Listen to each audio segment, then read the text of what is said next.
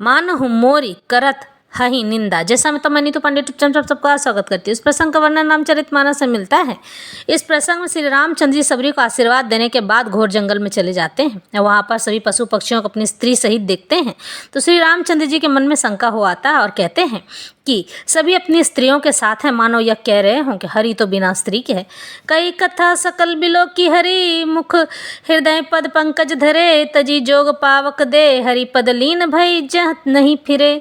नर विविध कर्म अधर्म बहु, मत शोक प्रद सब त्यागहु, विश्वास करी कह दास तुलसी, राम पद अनुरागहु। जातिहीन अध जन्म मही, मुक्त किन्य असी नारी, महामंद मन सुख चहसी, ऐसे प्रभु ही बिसारी। चले राम त्यागा बन सो, अतुलित बल नर केहरी दो, बिरही इव प्रभु करत बिसादा, कहत कथा अनेक संवादा। लक्ष्मण देखो विपिन कई शोभा, देखत के ही करमन नहीं क्षोभा। नारी सहित सब खग मृग वृंदा, मानहु मोरी करत अहि निंदा। हम ही देखी मृग निकर पराही, मृगी कहाई तुम कहाँ भय नाई।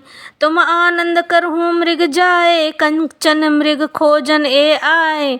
इस पर सब कथा कहकर भगवान के मुख के दर्शन कर हृदय में उनके चरण कमलों को धारण कर लिया और योगाग्नि से देह को त्याग कर सबरी यानी जलाकर वह उस दुर्लभ हरिपद में लीन हो गई जहाँ से लौटना नहीं होता है।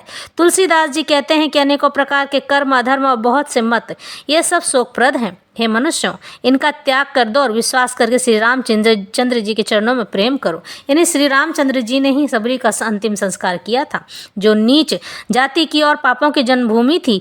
ऐसी स्त्री को भी जिन्होंने मुक्त कर दिया। अरे दुर्बुद्धि मन, तू ऐसे प्रभु को भूल कर सुख चाहता है क्या? श्री रामचंद्र जी ने उस वन को भी छोड़ दिया और वे आगे चले। दोनों भाई अतुलनीय बलवान और मनुष्यों में सिंह के समान है। प्रभु विरही की तरह विषाद करते हुए अनेकों कथाएं और संवाद कहते हैं।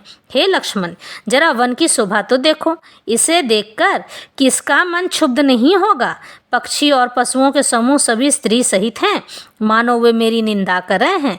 हमें देखकर जब डर के मारे हिरणों के झुंड भागने लगते हैं, तब हिरनियां उनसे कहती हैं, तुमको भय नहीं है?